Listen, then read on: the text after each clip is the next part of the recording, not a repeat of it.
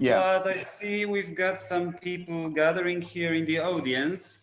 Okay. So let us officially start. So I would Sure. like to welcome everyone to the fifth Warsaw Independent Book Fair. We've got a guest with us today, Kim Stanley Robinson, a science fiction author. Among other great books, Stan wrote the Martian trilogy, which I believe is something everyone involved in social movements should read for reasons we will probably discuss in a couple of minutes. So, hi, Stan. Hello, Amasia. Good to meet you. Good to see you. Good to see you. Let's go to questions. As I mentioned before, I've organized them in chronological order, so we will start speaking about the past. Before today, we spoke a little about Stanisław Lem. I think we'll agree he was a great writer with superhuman imagination and a grand skill in creating beautiful literature. And I can also see some similarities between his works and yours. The idea of what the first contact with aliens might look like, and the shared practice of making scientists important characters in his works as well as in yours. Was he an inspiration? What do his works mean for you? He was an inspiration, and I've never stopped reading Lem and enjoying his work. You mentioned the alien contact, and I have to say that after reading Solaris, it seemed to me that the first contact story had been told definitively, that it couldn't be told better, and that it couldn't be otherwise in reality. So in truth, I've never written an alien story, partly because of Solaris. And when I did glancingly in Galileo's Dream, it's kind of a replay of what happens in Solaris, in that you can't understand the alien by definition, and it's likely to be big and other in incomprehensible ways. So, but that's not all about Lem. You mentioned his scientist protagonist, but also the way that he played science fiction as a philosophical game for dealing in ideas by way of plots in Mhm. interesting ways that made them into literature. And he wrote a couple of very influential articles on Philip K. Dick.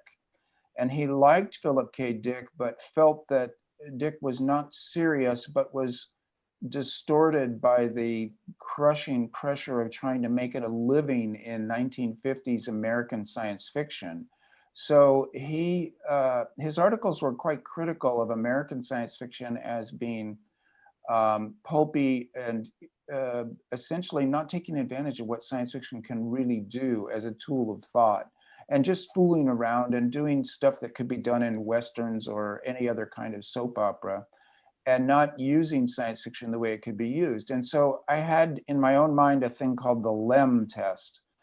In other words, if you applied Stanislaw Lem's criticism to your story, would it hold up? In a kind of a theater of the imagination, if Lem were to read this story, would he give it his seal of approval of taking the genre seriously? And that's never left me. That has always been to me a thing to keep in mind, that although science fiction is highly entertaining, it's also got a power if you use it. And that's what Lem showed. So when I was a young reader of science fiction, I wasn't as young as some people. I was maybe 20 years old when I discovered it, 18 or 20. And the new wave was sweeping American and British science fiction.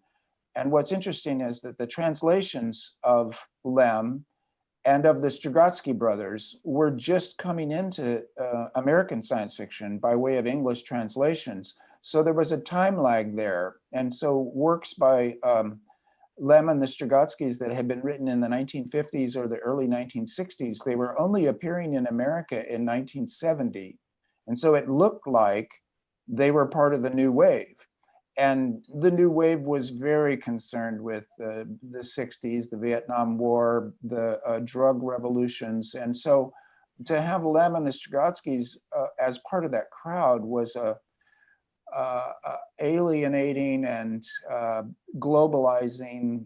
It gave the new wave more breadth and more intensity, and there was no reason to exclude these writers. They looked like they were part of the movement, which is I think an accident of translation timing. But it meant that both of them, Lem and the Strugatsky brothers, were very important influences on my early enjoyment of science fiction. And I've read both of them, or all three of them, in English. In other words, if it's been translated into English by them, then I've read them. And Lem, of course, was very prolific. There's a lot of work. A lot of it was translated by an acquaintance of mine, Michael Kandel, whom I met once, and he did great work in that. Lem in English is really good. And the initial translation of Solaris into English had been made from the French translation, which turned out to be a bad one. So there was a really crappy translation of Solaris into English by way of French. And then Michael Kandel retranslated it straight from Polish. And it was a much more impressive literary achievement. So I think it was important to run into these writers when I did. Well, I was young, they were older, but their works were arriving in English right when I was diving into it and reading a lot. So it was important to me. Okay, I mean, Lem test, that must be quite difficult a test, isn't it? Yes, but you know, he had a goofy sense of humor. Books like the Futurological Congress or the Ivan Tichy or the two robot tinkerers, these are like folk tales. So it isn't as if he was always a deep philosopher, or maybe I should say he was a philosopher with a sense of humor. So I think the Lem test is a hard test, but it's not impossible.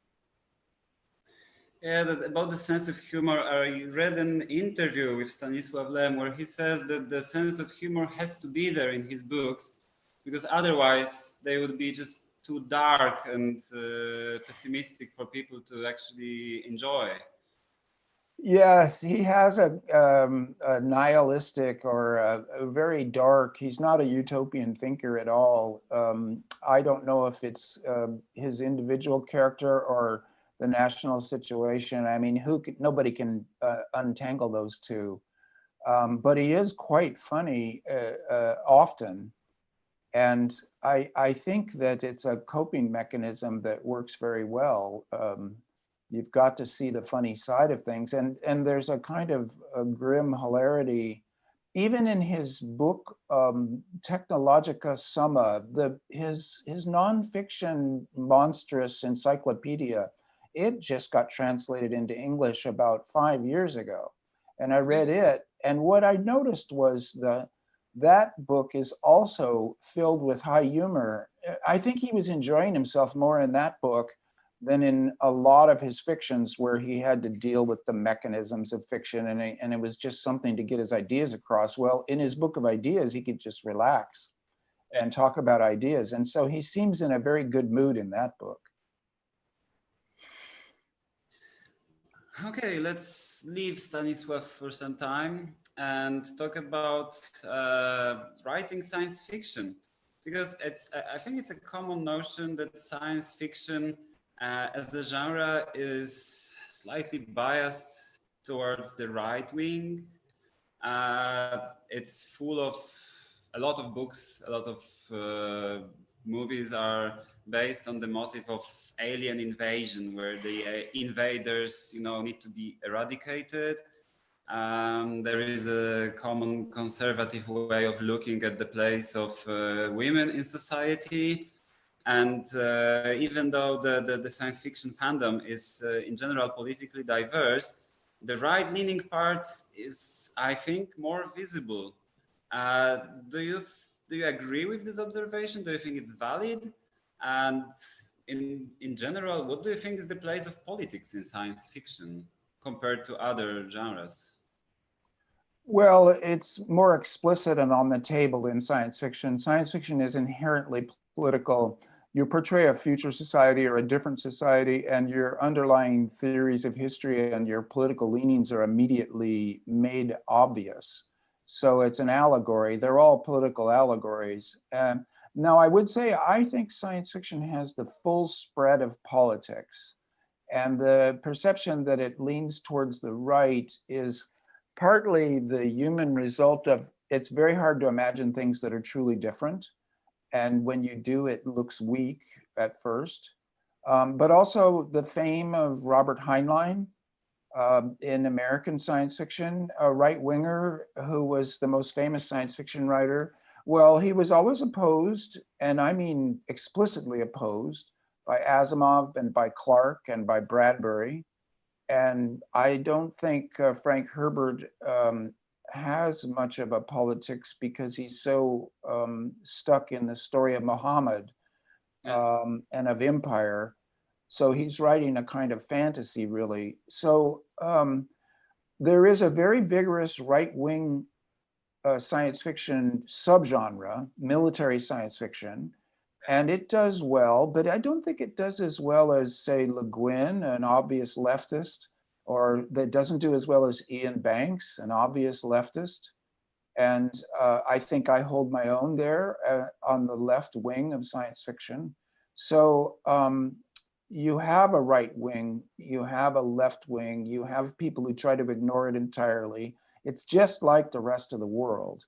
And Mm-hmm. the common perception of science fiction for people who don't read it is often out of the movies. And so then you have Star Wars is like Dune. It's about empire. It's medieval. It's a fantasy. Star Trek is utopian left-wing science fiction from a 60s perspective, very silly, but very well-meaning.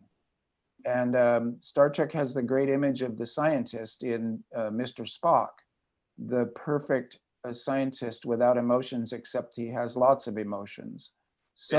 So, so science fiction in common perception is different than the literature, which is much more diverse and I think much more interesting. I'm a book person. I'm a writer. I'm not a film person, and so my prejudices are clear. But I would say that left-wing science fiction is extremely strong, and diversity, and I should mention, I'll finish with this, the feminist science fiction of Le Guin, Joanna Russ, James Tiptree, Octavia Butler. This changed people's consciousness. It's one of the most powerful strands in all of science fiction, more powerful than military science fiction by far, which merely reinforces old World War II ideas. So I would say if you look to feminist science fiction and you look to leftist science fiction, you see the really vibrant part of the genre.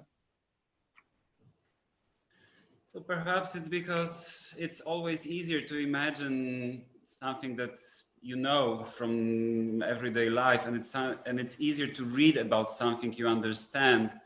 So it takes like greater talent and skill in writing to actually imagine something totally different. And that's why if you go to a bookstore, at least that's what it looks like in Poland. Poland is leaning towards right wing more and more and more. So if you go to a bookstore in Poland, you will find lots of this military stuff, really loads of it. Sometimes with themes from Polish history. So, you know, Polish knights with laser guns fighting the Bolsheviks. This is something that people love. Although for some reason, in every bookstore which has science fiction section, there will be books by Le Guin. So yeah, perhaps people are reading her books too, which is a good thing. I think it's always a good thing to read her books. Yes. I'm thinking from what you say that science fiction, that all literatures work as national allegories, so that any novel is a story of that nation. And particularly when you get to Eastern Europe, or any nation that has a language that has only the citizens of that country know that language, then that language is under threat from globalization and from English. So there's a defensiveness and a nationalism that gets expressed through the literatures. And Poland's history, you know, being crushed between Russia and Germany, has been so military and so fractured. The living memory of Poland's history is enough to make you defensive and militaristic. So those stories appeal, but there's also, you know, a strong strand of resistance and of difference. And that's where I think Le Guin is always popular, because she's about difference and she's about resistance to the powers that be.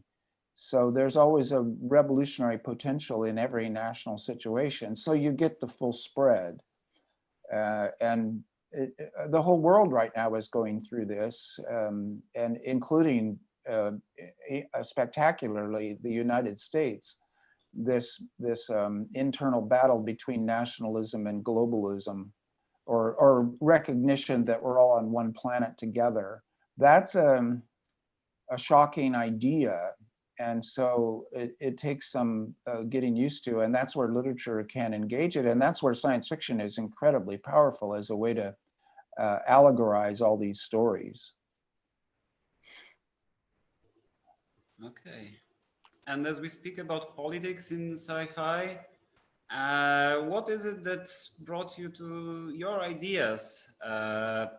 As you've already mentioned, your books are political, and how did you get there? And was it difficult for you as a science fiction writer to get recognition in spite of left-wing politics clearly visible in your books? It wasn't difficult. I feel like the spread is open to anything. If you can make it work as a story, the politics are acceptable to a broad range of science fiction readers. They like the idea that they are generous, open-minded readers, so that I have quite a few readers who will say, it's unfortunate that Robinson is some kind of communist, but his stories are good. I read them for the Mars, I read them for the space adventures, and I just ignore his politics, or I hope actually it has an effect on them. So I myself, I mean, I'm 68 years old. So I came to my college years during the Vietnam War, and was subject to the draft. I did not get drafted because of a college deferment and because I was just young enough. But the Vietnam War was a radicalizing event where when you realized that it was an unjust war, an imperial war, and you might say a stupid war, a mistake, and to resist it got me involved in left-wing politics right from the start, out of student resistance to the war. And that never changed. One of my teachers was Frederick Jameson, who is the most famous literary critic in America and a Marxist. And so he has educated an entire generation of academic critics who are my age, because he's now 85. He's changed the world by changing literature departments into social theory departments. So what used to be internal rules of poetry, like English departments of, say, the 1930s or 1950s, all English departments are now sociology departments, heavily involved in social theory, theory in general, and philosophy. And Jameson was a huge part of that. And he was my thesis advisor. I wrote my book on Philip K. Dick under his direction. So it was both my personal situation and also the education that I got, and just what I saw from literature myself. I mean, everybody makes their own decisions politically based on what they see and how they live, and on their class position, and then also on what they read. And so I've always been reading science fiction and political theory together. And I think it makes the fiction better to have a politics to it. So it's interesting that we talked about Lem before. Now, you can't really pin much of a politics on Lem because his philosophy is sort of, I won't say transcendent, but it's kind of the philosophy of the 19th century, pure ideas like what is consciousness and what is the other. He's kind of an existentialist at best. And so you don't see a political element in Lem, but then again, he's writing in Poland in the 1950s and the 1960s. Whatever politics he has to be coded into stories about aliens and group minds versus individual minds. And that kind of philosophical question, of course, has a political element to it. So everybody writes their politics in one way or another. Not everyone is aware of that, and sometimes people try to hide it, which I don't think works really well in some contexts. Well, you can't hide it. What would be the point? You could maybe think, oh, I'm fooling people into agreeing with my ideas, even though they wouldn't agree if they knew what I was really saying. Well, people aren't that naive. So maybe they are, but they're not going to be reading my books. What I meant was more pretending that what you are saying is not politics. It's, you know, the common sense, or it's just the objective truth. So my books are not political. I just write it as it is. And yeah, you know, the left-wing writers, they are just writing some fantasies. And this is about what the world looks like. I think it's a very common thing in some of the right-wing fiction. Oh, yes. No, now I understand you. Yes, this is a rhetorical stance that what I'm saying is reality. What you're saying is ideology. Yeah. Well, this is easy to deconstruct, but people still try that ploy. It's a common rhetorical stance to try to persuade people that your argument, your politics are the correct one. It's always worth attacking that. It's always worth saying that there is no common sense. There is a kind of a hegemonic theory that people agree to without realizing they're agreeing to it, that they call common sense. Gramsci's very good on this, and so you need a education in politics, but also an education in rhetoric. How do people convince each other? So the ancient Greeks are very good on that. And everybody, it's too bad that education doesn't include a solid class on ancient Greek rhetoric, just so that you know the games that can be played with your head. Well, especially in the age of internet and social media and being exposed to people trying to convince you something while at the same time they pretend to be just regular folks expressing their opinion. But as we speak about politics, as we speak about the bit more modern times, let's get to the part of our talk about the present. Your protagonists, they represent a variety of identities and sexualities. Poland, however, is experiencing at the moment a crackdown on the non-cis hetero people. What do you think needs to happen for everyone to be accepted as equal member of the society? Like, for example, the protagonists of your book, 2312. And in your works, I know you've tested many ways of change towards better society. How do you think it's best to choose the right one we should take? And how do you think literature with emphasis on science fiction works in this context? Well, I'll start from the back. Science fiction is a great vehicle or arena to discuss difference and to imagine what it's like to be the other one. Otherness is the question here. Diversity, other. Do you think your identical twin brother or your clone is the same as you? No, they're completely different. Everybody's different. And their choices about their sex life are private and their own business and should never be messed with by the state or by churches or society. So this is, I mean, I'm a Californian, and the capital of my region of California is San Francisco. So I come from the most advanced gender identity place on the planet. And I've met a lot of trans people and have friends and acquaintances, and the whole gay lesbian world is in San Francisco is the world, and is very involved with the straight world and with science fiction and with organizing readings. And it's simply the world that I live in. So in a way, I speak from a utopian space that is somewhat futuristic, and it's strange accident of history that San Francisco should be that way, and that California is a historical space that is quite interesting. Now, and I just want to say something that a young person in San Francisco said to me once: it's all skin. And you have to think about that for a while. If you're thinking about people with different gender identities than you as being somehow fundamentally or essentially different, it's all skin. And this was a person maybe 30 years younger than me, 35 or 40 years younger than me, just making a casual remark like, how could anybody get hung up about gender identities? It's all just skin. So who cares? And this was a profound thing to me.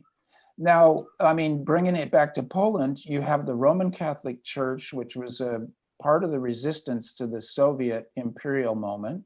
And yet you still have a state that is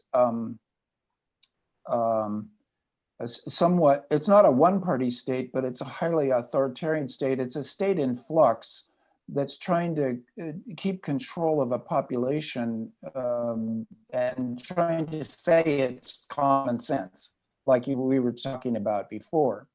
So in that situation, then difference begins to look dangerous, and it's easy to rally people who are afraid of the other. Then you can rally them to your cause and get their votes by very simplistic rhetoric. Oh my gosh, it's us against them, and us has to be defended. So to me, the motives are clear, and the basic logical fallacy at the bottom of it of making any statements about gender identity is just, to me, it's another power play. The people are trying to exert power over other people. They might as well be the Soviets working against solidarity.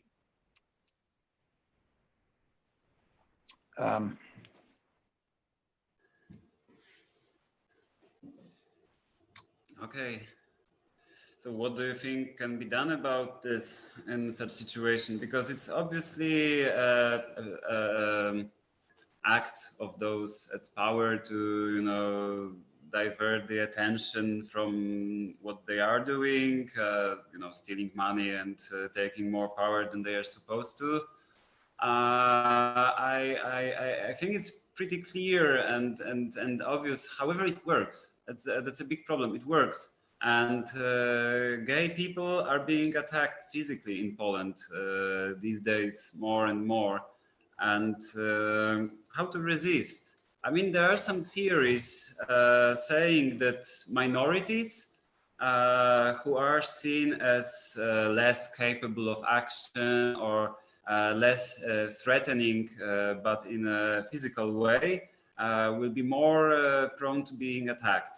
It's because, you know, if you live in Poland, you will read hate speech, you will experience hate speech aimed at every group you can imagine. There will be hate speech against them, and they will be pointed out and you know, turned into scapegoats. However, some groups are not being attacked, and some are. What can be done about it? What do you think? Well, I first want to say that the situation is worldwide, and it's happening in the United States too, and that San Francisco and California are an enclave. And so I'm thinking about enclaves.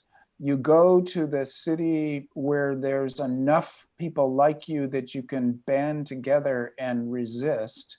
You also have to, all the people who are being othered and being attacked as enemies have to band together as common allies in the same cause of diversity and freedom of being who you want to be.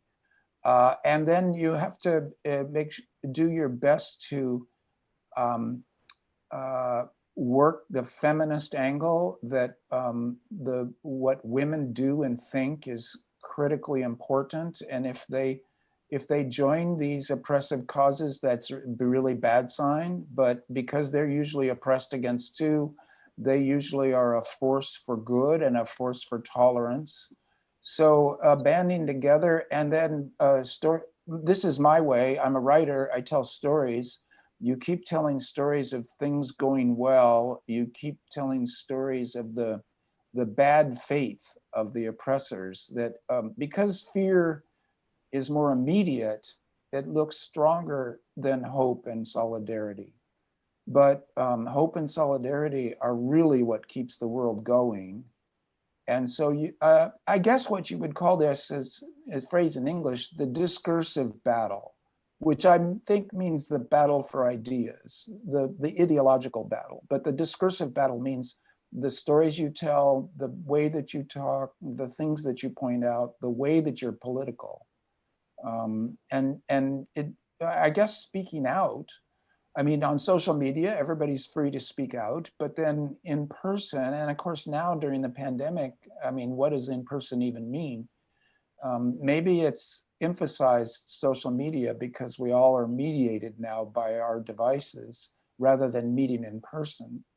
So it's not much of an answer because it's going on everywhere and it's just an unsolvable battle. I mean, I think it's not going to end in our lifetimes because fear is so immediate. And when you're fearful, you think, who is my tribe? Who are like me? And that can be nationalized, like, okay, we're Poles. But if there's groups within Poland that are being oppressed by other groups, then you have to realize that fear is being used as a tool for political power. And so you have to, resist fear with anger. I don't know. We're in a fraught time. There is no easy solution except to fight. I think some of the things you've mentioned are fitting very well into the next question, because I wanted to ask you about religion. As in most of your works, the protagonists are not really religious people, neither is faith an important part of the story. However, some characters are religious, some secondary characters, or for example, the protagonist in The Shaman. They pronounce it right? Shaman? Yeah, that's how I say it. Yep. Okay. So he's clearly a, I don't know, religious or spiritual guy. And I noticed you don't really criticize religion or spirituality in your works. Even though, of course, we know examples of where religion was a tool of oppression or gaining more power over other people. Do you think it can also be do you think it can also be used as a tool for emancipation? And how does it work with the focus on science and scientists in your world?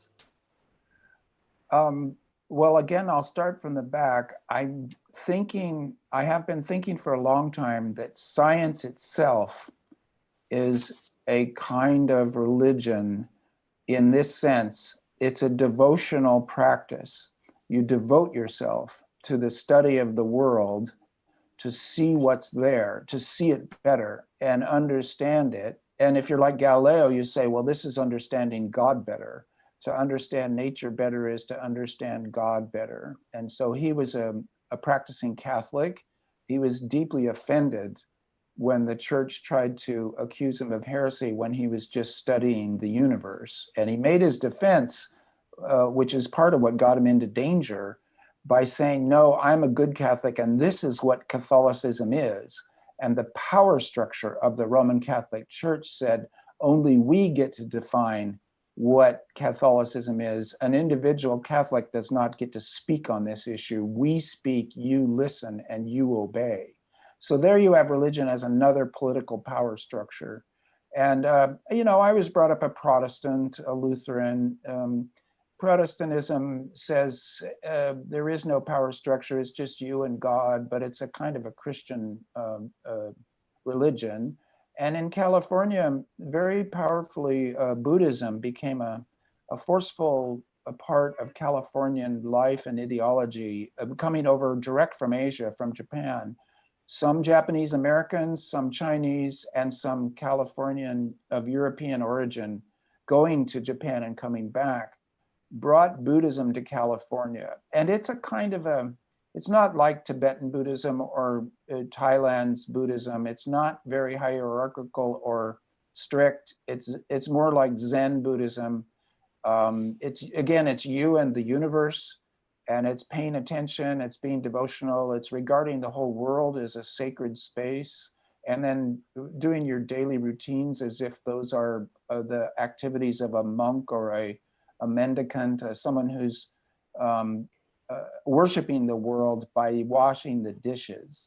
So this is a kind of a hippie, new age California Buddhism that had a huge impact on me. And it's also occurred to me, and I've written about this, that scientific practice and Buddhist practice are remarkably similar in their ways. So I think we do have spiritual feelings. There's a big part of the brain that grew and evolved to feel that the world is miraculous and to somehow not fear death or cope with death, the knowledge of your own death, you cope with it. And it's a big part of your brain. It's very near the, when it goes wrong, it gives you epilepsy. It also can give you hypergraphia. So you get people like Philip K. Dick who have to write every day, all day. Hypergraphia is a dysfunction of the temporal lobe, which is right where the religious feelings are. So even if you look at it as a scientist, you see spirituality as an important part of the brain. Well, how do you fill it? And now I say you fill it with earth religion, with this planet as a sacred space that we have to take care of, or else the people in the future will be in trouble. It's a kind of a religious obligation to take care of the earth properly. So I wrote about that in Shaman. I'm glad you mentioned it. That the Shaman, it's funny because it's a Russian word or a Siberian word, so who knows how you pronounce it. You hear shaman, you hear shaman, only the Siberians know. But it was a worldwide religion because it's probably so old that it came out of Africa. In 100,000 years ago, when humans, Homo sapiens, left Africa, they had a religion already that was an earth religion that said that there were other realms, spiritual realms, that studied the world and went off into dream voyages and spirit voyages to try to understand things better. It was sort of an attempt at science. It certainly was an attempt to assign meaning so that we were, with language, we were more than animals, or we were unusual animals because we had language and we had meaning, and the shaman would do that. So I thought it was important to write about that. It's very hard to write about it in the contemporary context without sounding too new age and too depoliticized. So I think you have to regard it as a part of your political stance, that along with everything else, it's justice is a kind of a religious position. And so that, that all beings have worth. This is a Buddhist phrase. And so that means that your politics have to reflect that and become kind of universalized. So this is the way that I try to integrate those two things. But it seems that if you look at things that way, that basically, to some point, every existing religion can be combined with this attitude towards the world as God's creation, towards equality, which I think is very strongly emphasized in Islam. There is a scholar called Ziba Mir Hosseini. Again, I'm not sure if I'm pronouncing her name right. She writes, she's a Muslim feminist. and she finds that the extreme equality of all humans leads her to believe that women should be equals because they were created equal by God. So it looks like equality and justice can be achieved from very different and unexpected starting points.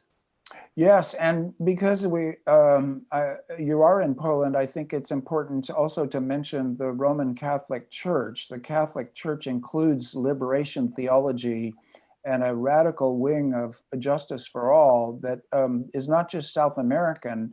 So I'm always bringing up Mondragon, a town in the Basque area of Spain near Barcelona, that is run as a cooperative, the entire town, as a tiny model of what the whole world could be like if justice were to obtain.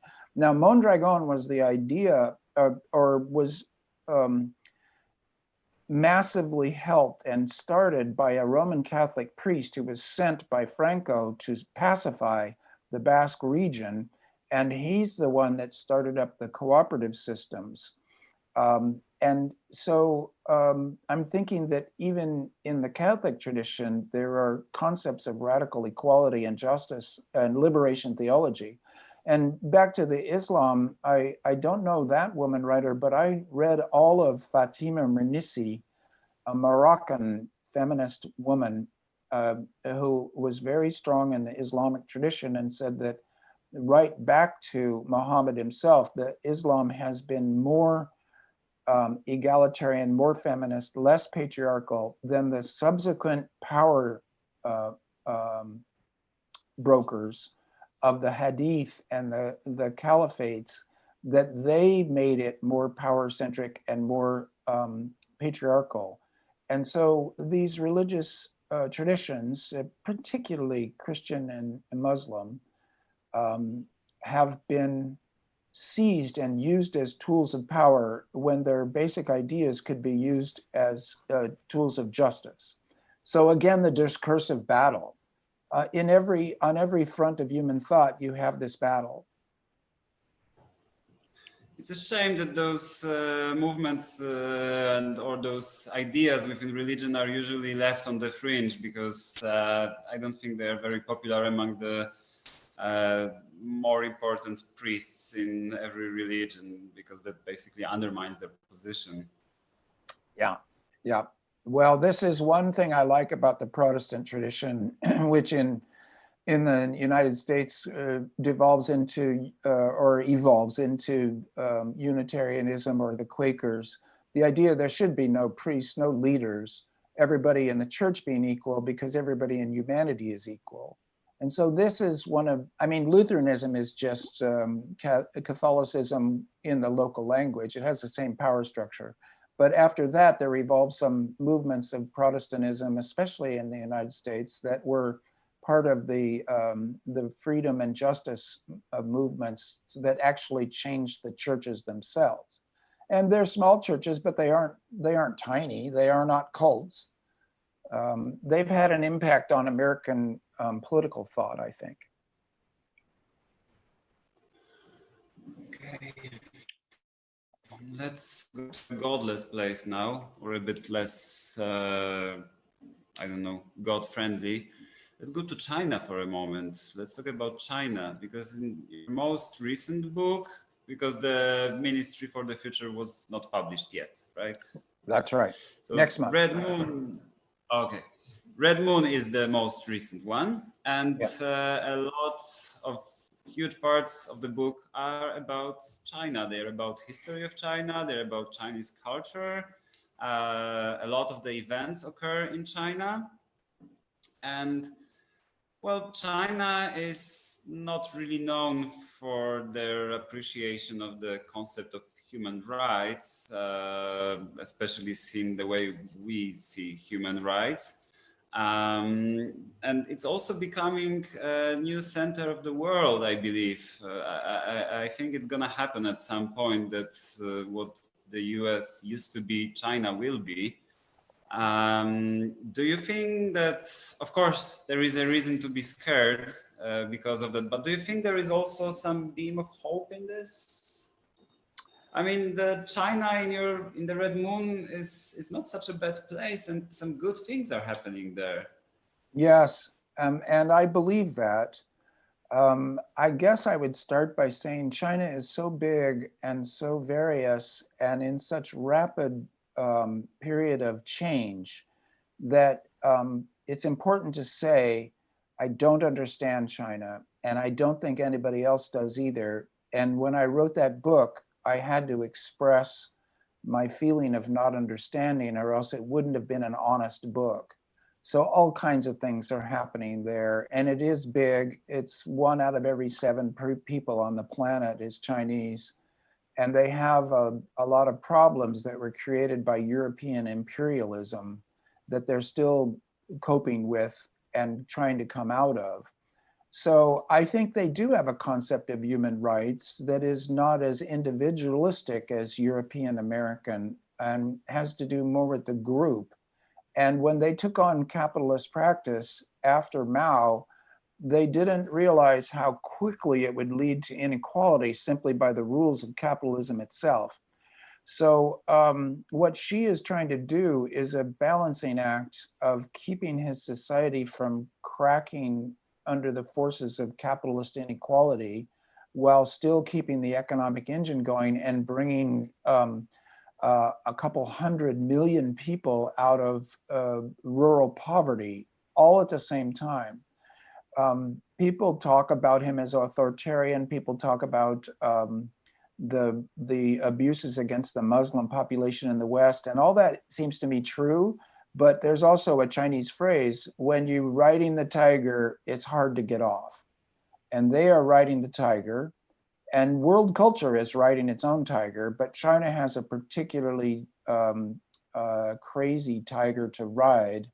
And so as they try to balance all these things, if you are positive towards the Chinese culture as one of the great world cultures, and you see what happened to them from 1840 to 1940, the century of humiliation, as they call it, then you realize that since the Communist Revolution, enormous strides have been made towards modernization and towards the rise out of poverty. And also, there's still a sense of the group. It's very easy to rally nationalism in China because it's very deep in their culture to think they're one of the great world cultures and that they were hammered for a century, and now they're not going to be hammered anymore. I don't think they'll become like the American empire of post-World War II, which is to say 800 bases everywhere in the world, a complete financial control of the world. And essentially, although there was a Cold War with the Soviets, the US was so dominant in the post-war period that it became, the name globalization is partly a name for Americanization at the financial level and at the level of Hollywood and of stories, the soft power and hard power. China can't do that. In the coming century, there will not be Chinese military bases, 800 of them in 170 countries. So, but what they want is their place at the table as one big nation amongst the other big nations. So there will be the European Union as a kind of weird supranation. There'll be a United States, there'll be China, there'll be India, and there will still be Russia as a kind of a strange rump country of power. So there will be big powers. And what you'll get is an interesting world that I tried to write about a little bit in the Years of Rice and Salt. What if there's not a dominant power? What if there were 4 equally dominant powers that no one culture can dominate? The world gets more dangerous but more interesting, and it might be one step towards a more equal and just world. If you try to take the positive view of China, you can see them as just coming into their own and making sure that nobody ever pushes them around again. And we're not past the American century of financial power and of military power. In this world where America is so super dominant, for China, they have to act tough to clear the space for themselves. So that's what I think we're seeing now.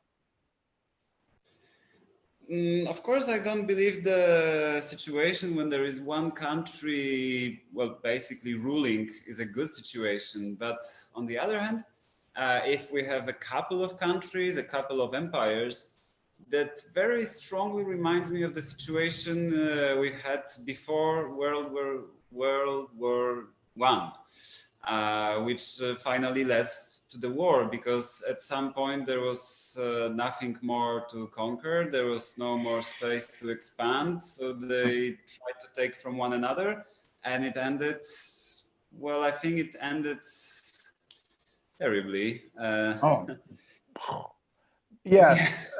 It would be nice to avoid that, and important. And so, well, what do you see? You see a world where the wars like World War I and World War II won't happen again, because the weapons are so deadly that everything would be over and everybody would be dead in a month. So you won't have sheer repetition is not possible. What you'll have is hopefully think about the Paris Agreement and the agreement that we have to decarbonize the planet as fast as possible. Every nation on earth signed that agreement. It might become like the League of Nations after World War II, which failed to stop after World War I, and it failed to stop World War II. But the United Nations, although a very weak instrument and very much a statement of the Allied powers, it's been a framework for discussion and led to the Paris Agreement. And the Paris Agreement, the fact that we all have to cooperate or we're all going to die. Well, that's never been as true before as it is now. It's more true now than ever. And it's always been true that humans have to cooperate or else famine will kill us off. And now that there's 8 billion of us, it's just the most extreme example of that case. What I take a lot of hope out of the Paris Agreement. Why did that get signed? Why did it get written? These are amazing world historical accomplishments. And so they're a sign, you have in culture residual and emergent. Residual is what resides from the past, and it's feudalism and it's hierarchy and it's religion as power and blah, blah.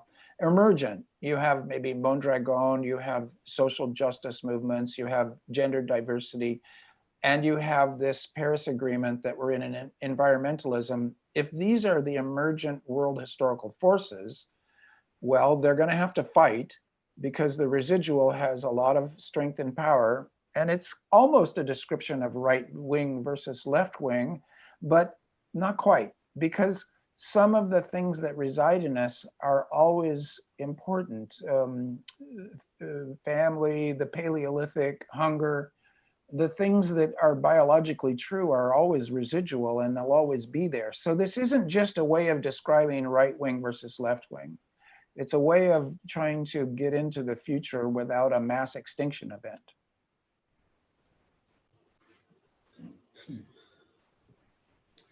Okay. I've got one question left for you, so I would like to encourage the wonderful people sitting here with us and some people on YouTube who are there to get ready with their questions. I will tell people on YouTube now, there is a chat you can use and you are more than welcome to post questions and I will pass them on. So let's get to the last questions I've got for you. Could you tell us a bit about your new book, The Ministry for the Future, as I understand? And it's supposed to be an insight into what exactly we can expect from Earth's response to climate change in the coming years. Am I right? It's not very optimistic, is it? Well, actually, it's not the right word to use, but it is very optimistic. It describes a future where things go as right as you can possibly believe in. That was my task. So it's not a peaceful book. Mm-hmm. There's a lot of struggle, both discursive and physical, over the future. And so the notion is this, that And it's good. This follows on the Paris Agreement, that the Paris Agreement meets every 5 years to do a stock taking of how they're doing with their goals and their progress. And I postulate that at one of the very next Paris Agreement meetings, they decide they aren't meeting their goals well enough, and they establish a ministry. And this is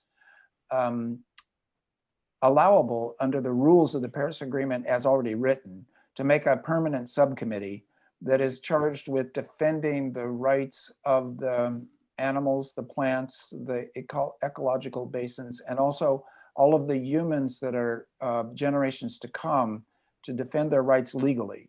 And this turns out not to be enough. It's a kind of League of Nations moment, and things progress from there in the book. But what I did was I placed the book in Zurich. The ministry has its offices in Zurich, Switzerland. And I did that because my wife and I lived in Zurich in the years 1986 and 1987. And I just want to say on the side that during those years, we went to French science fiction conventions often. And this is an old association between Poland and France. When we went to French science fiction conventions, there were always a group of Polish people there from Polish science fiction. Dorota Malinowska was the editor at one of the Polish science fiction magazines, who would come to France. She spoke French, she spoke English. She bought my stories for Polish science fiction magazines going right back to the 1980s. So I had that connection immediately with Polish science fiction from the time I was there. And this book that I've written now has given me a chance to write about Zurich, which is a city that I know and that I like. And before we go on, I want to also add that in those years, my wife and I we are fans of jazz music. And one of the 2 or 3 greatest jazz bands on earth was the Jazz Band Ball Orchestra from Krakow, Poland. So this was a group of 7 men who fell in love with American jazz when they were young. Louis Armstrong, big band, swing music, but especially Louis Armstrong. And so Jan Kudek was the trumpeter, and Marek, I forget his last name, was the trombone player. And they had a tremendous classical musical educations combined with a love of jazz. Well, they were the best jazz band in the world for a while, and they would come to California for an annual jazz festival. So we never went to Poland. We never saw them in Poland. We always saw them in California, but they were a Polish band. And the biggest concert they played was right when Solidarity was in the news and the Soviets had not yet gone away. So these concerts were, say, 1981, 1982, and they would come to California with a kind of a KGB agent who turned out not to be a KGB agent, but just a good friend of theirs.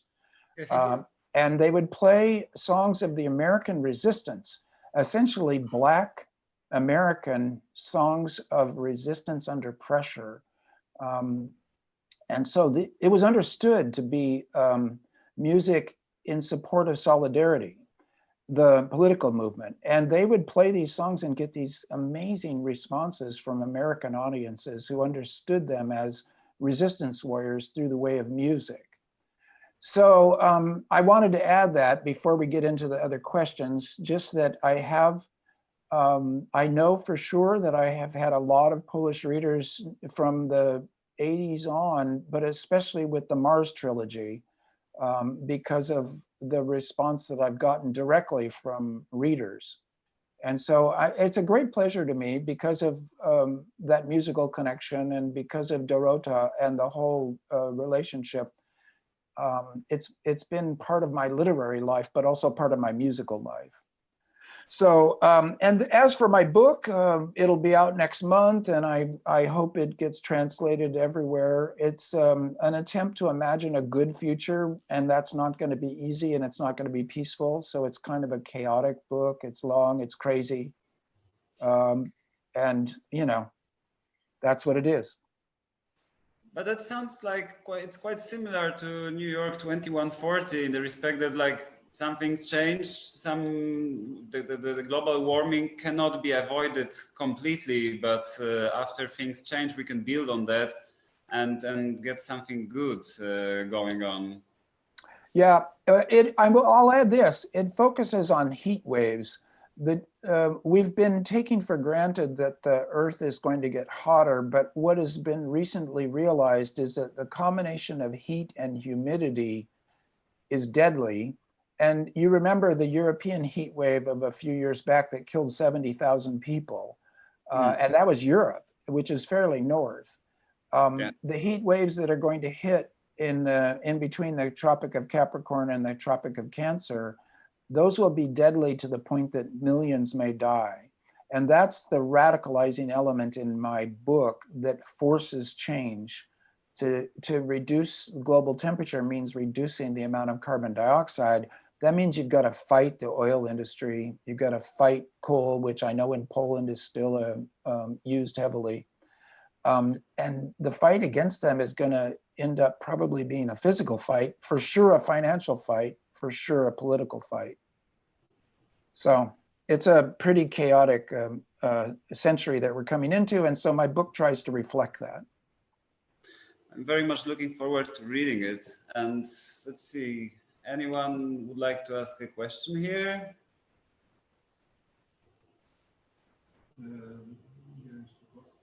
Say it in Polish and I will translate it to the computer in English. And then it gets to Stan in English. Zastanawiam się, czy jest jakiś nurt ideologiczny, z którym wprost jest się gotów afiliować, albo czy w którym widzi nadzieję. Myślę, że pośrednio o to pytałeś, ale nie było żadnej bezpośredniej odpowiedzi. A tak no właśnie pytając wprost. No, szczególnie wychodząc z Marca, który pyta najlepiej i wydaje mi się, że widzę tam, nie wiem, może po prostu preferowaną. Okay, so it's a question about politics. What a surprise! How do you identify politically? Because Hartwig is asking the question. He read Mars trilogy, and he believes he found the answer there. But it might be it's because it's his politics that he thinks is also reflects upon your politics. But how do you identify politically, and which political current do you think is most hopeful for the future? I call myself an American leftist, and I leave it at that, because I believe in a united front approach, and everything on the left is good and needs to be allied to the other leftisms. So for me, that includes the Greens. For me, environmentalism and the Green political parties are part of the left. For me, it includes the American tradition of international workers of the world. This is a Pacific Northwest, a kind of a workers' movement out of the American West. And it also includes the New Deal and the mainstream Democratic Party in America, which is a capitalist party. It isn't very left, except when you compare it to the right, and then it's better.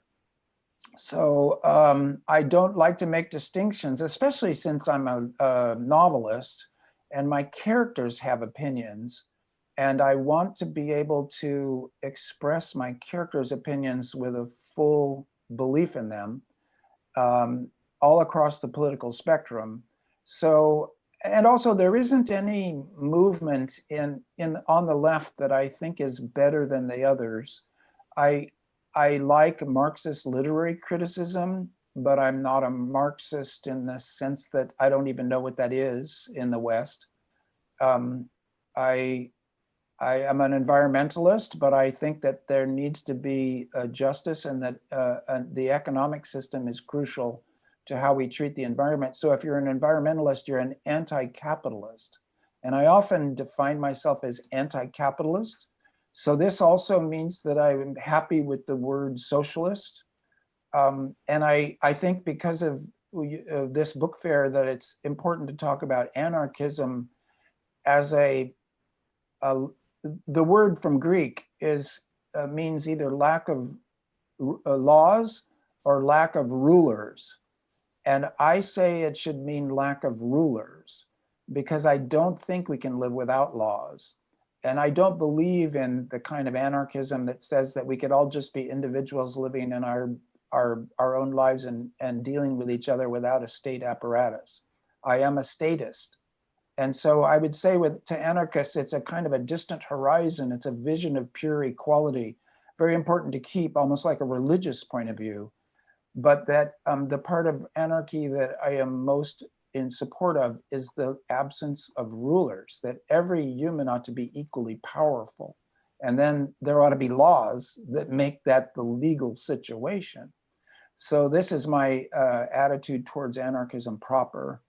So, I mean, I have my ideas, but I think, also we're in the world we're in right now. So what do you do to express your ideology? It should be more than just a theory or a religion. It should be a praxis. So I look to stepwise action. First, you fight austerity and you fight nationalism, you fight patriarchy, and you fight for diversity. You could talk about social democracy. You could talk about Scandinavia. If all the world ran like Finland, well, that would be capitalist, but it would be better than what we have in America. So then if you got to that, which is already hard, there would be a next step that might be more like true socialism, and more of the anarchistic goals of true equality across the entire society and an end to class distinctions. So this is to describe my politics by way of a kind of a historical plan that maybe stretches out a century or so and tries to stay flexible, tries to avoid the mass extinction event, tries to create more justice. I'm open to anything, but I oppose nationalism, patriarchy, the right wing, the whole imposition of power. I don't like hierarchy. And so from these feelings, I construct a politics. I have an impression that when you define yourself as a statist, in contrast to anarchists being like, of course, imagining a stateless society, I get an impression that your concept of a state, what a state should look like, or what kind of a state would be better than what we have now, and the concept of lack of state, they are not very far from each other, really. The distinction is quite semantic here, or just, yeah, it's just small difference. And both of those concepts are very far away from where we are now. Yes, I would agree with you. It is somewhat semantic there. What if every town or county was its own government, or in other words, a radical devolution of power, so there's less imperialism? And I'm also thinking it's very important to remember, and this is great since we're talking to a Polish audience, that languages are important.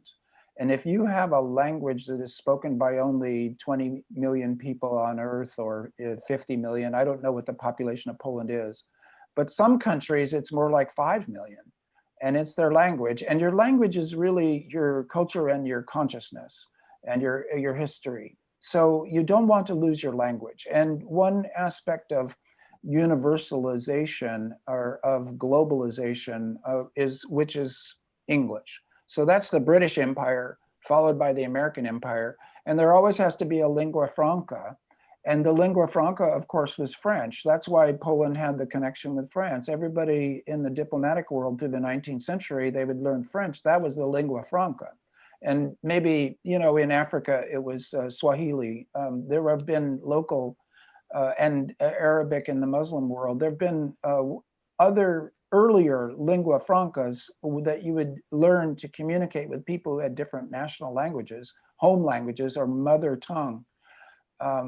And now it's English, and it seems like that's not going to go away because of increasing gains and increasing returns. So I was in Nepal with a Polish couple and a Norwegian couple, and they lived about 200 kilometers apart from each other or whatever, and they were speaking English to each other to understand each other, because you aren't going to learn Norwegian when you're a Pole, and a Norwegian isn't going to learn Polish. You both learn English. So in that's the world situation, and that sort of is a guide for the state.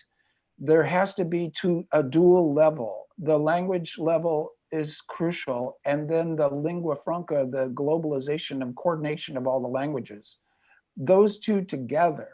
And that's one of the reasons that America is so messed up, is that the mother tongue and the lingua franca are the same. So that makes you a monomaniac. When you're monolingual, you're also a monomaniac. You have ideas, you think they're true everywhere. You don't understand the other. There's a provincialism.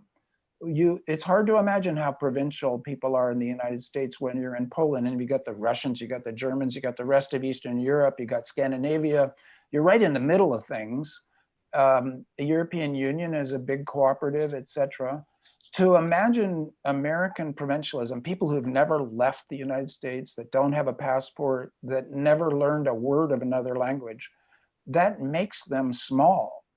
So America is big but small, and that's one of the battles that I have to try to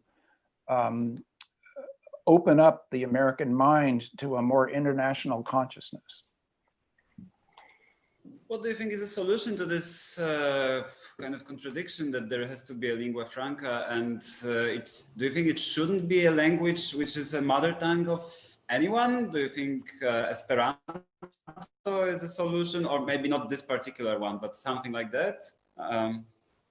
I like the impulse of Esperanto. It was a utopian gesture, tried to finesse this problem, but its moment is past. And one thing I'll say about English, and it comes out of England, is the combination of Germanic and Latin, and then the sucking in of borrowed words from all the rest of the world, means that English has a stupendously huge vocabulary, and it has strands. And the scientific world has taken on English and started stuffing it with words that are mostly out of Greek and Latin. And most scientists have no concept of the difference between Greek and Latin. So you get these mashups of new words. And so they're not quite English. They're actually Latin and Greek. They're European. So you get a weird amalgam where if you're going to have a lingua franca, then maybe English is pretty good. But in any case, it's what we've got. And, you know, whole generations, I take it in your country, it's probably like many countries, when you're in elementary school, one of the classes you're going to take in your childhood in order to prepare yourself for the adult world is the English class. Well, that's happening all over the world. And so the momentum is such that if there's ever going to be another lingua franca, I think it's centuries away. Okay. Any questions? I don't see any questions coming on YouTube. We've got 5 people watching now. We had 8, but I see a question from the audience here. Czy widzi szansę na jakąś taką rozmianę, bo jak w nowej książce to jest instytucja, tam w poprzedniej, we wcześniejszej to było okazjonalnie jakieś powstanie ludowe, w czym widzi naszą szansę tak w świecie realnym, że coś się zmieni. So, as it seems in your new book, the tool for social change will be an institution, and in your previous books it was, well, other things, social movements or institutions or legal acts or worldwide meeting of lawyers. What do you think is going to happen in the real world that will bring us to a brighter future? Well, is that the question we're supposed to ask? Okay, yeah. Yeah, to tell you the truth, I tried to describe what the best course forward in this novel. So although it's organized as a story around a kind of a UN bureaucracy, technocracy, an institution, the novel also describes eyewitness accounts from maybe 20 or 30 individuals around the planet who've seen things happen that they then tell the novel what they saw. So although the ministry is the organizing principle, it's by no means the salvation of the world. In fact, it's shown to be a small clog in a gigantic historical machine, and all the parts have to work. And the interesting question is, could it be that a gear in the middle could help release the pressure so we don't get this horrible gnashing war, famine, disaster, catastrophe, and mass extinction event? The little gears might be helpful in making all this happen with less disaster than is going to happen without them. And so that's the thesis of the novel. But it's almost more of a storytelling organization principle than it is a political principle. Although when I say that, I realize the two are often the same thing. So you'll have to see when you read it what I've done, but it's by no means, the UN saves the world. That can't happen. All right, as I can see, we've got 5 minutes left. So if there is any last question anyone would like to ask, because we really have to finish on time today. Any more questions?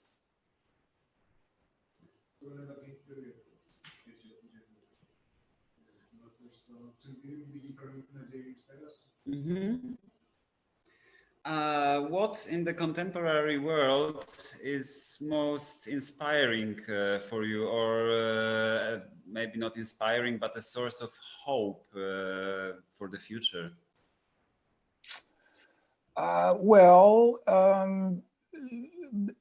The Paris agreements I've already mentioned, those are important. The young people, the Californian political moment, that California is said to have the fifth biggest economy on the planet all by itself, and that this is a progressive leftist state right now that's intensely multicultural, that doesn't even have a white European majority anymore. That's just one minority amongst many others, Hispanic and Asian mostly, but also South Asian, Vietnamese and Laotian. In other words, California is a kind of a small world in itself, and things are going pretty well. And I live there. So there are problems, particularly homelessness. There are problems created by capitalism itself, that when you run the capitalist machine without extra rules, you get inequality and suffering. And we see that still in California because we're part of the world and it's a capitalist world. So it's not like California's utopia, but it gives me hope to live there because so many different kinds of people are living there together and have decided that the Democratic Party and progressive politics and San Francisco as gender freedom are all working at once together. And it seems to us there that every place on earth could make a similar accommodation and not become like California, but become a juster place, a place with that is working despite all the differences amongst the people there. And there's a tolerance and also a sense of solidarity, which is a word that, it comes out of leftist politics, but it also comes out of Poland because of the solidarity movement. And so California is like 100 different languages are spoken in California. And there's nevertheless a sense of solidarity in being a Californian. So it's easy to have a hope but then you look at the rest of the world and realize that we're in a horrible mess. So you have to hold both in your head at the same time. People call me an optimist. I say, just give up on optimism and pessimism. Who cares what you feel? Your feelings aren't important. The historical situation is what's important. You just have to do with the necessary things. In India, they talk about doing the needful. You just got to do the needful and then define what the needs are. And the needs are very biological. They're very ecological. They're super basic. So you do the needful and try to scrape through. And that's what this book has been about. And, it's part of a political project, but it's also an attempt to write a novel. And maybe, speaking of novels, there's a great Polish novel that my teacher, Fred Jameson, gave to me long ago to try to teach me more about science fiction. It's called The Doll. In English, it's called The Doll. I think it's by a Prose or Prez. I didn't look up his name in advance. True. Yeah, The Doll. Great novel. Also really reading in Polish school. I didn't Yeah. read it. Well, you ought to read it. It's a science fiction novel because he invents a machine. It's a kind of a robot novel. And so this is early science fiction out of Poland. It's a great novel. And it taught me a lot about 19th century Poland. And this is what literature can do. And I keep coming back to literature. I also read an awful lot of Czesław Miłosz, the poet, more his essays. He moved to Berkeley. He was a Californian, a Polish man who came to California and lived at least 10 years in very near where I live. And his observations on California from the Polish perspective are really good. There's no better writing about California in the 1970s than Miłosz. And I mean, his poetry, once you translate poetry, it's hard to tell what's going on. I believe that poetry is very linguistic and relies on its home language. So I don't know him as a poet, but as an essayist, he's great. And now I have to say I'm reading Olga Tokarczuk. Yeah, well, she's good. And what's interesting is that she's a historical novelist, as far as I can tell, and she's writing very much about Polish history. But because of the translation in English, because of the Nobel Prize, she's become a world writer.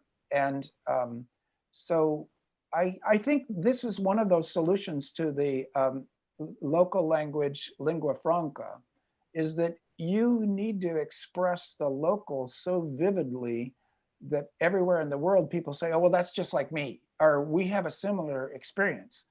And I mean, it's Poland's experience. There's nobody else like it. There's no other country that had an experience like that one. Not exactly, and especially not California. But you see people like Miłosz, and you see that, I mean, California does have a very weird history. It's just that it wasn't so impacted by the giants. So I think if you stick to literature, I mean, and you talk about what gives me hope, I'm an English major, which means a literature major. And for me, the novel and people's writing, that's how you realize that everybody's all the same. So, you know, this is a book fair I'm talking to. And so it's kind of preaching to the choir, as they say. But I love books. And I think that people who get involved in the book business, they usually love books, or else they wouldn't do it. It's a tough business. But I wish good luck to everybody. And I want to thank you for this. And on we go in solidarity. Yeah, Stan, we are out of time, I think. So I would like to thank you so much for joining us. It was super interesting talking to you. It was very much inspiring. Well, I hope there will be a chance to talk again at some point. That would be good. I mean, that's the way the world works now, and it's great to connect. These little windows are better than I thought they would be. So yeah, say hello to everyone there, and we will talk again. In fact, we should be in contact about, I could send you the book, et cetera, et cetera. So you should stay in contact. Yeah. Okay. All right. Goodbye to everybody. I'm off to the lake. Thanks so much. Bye.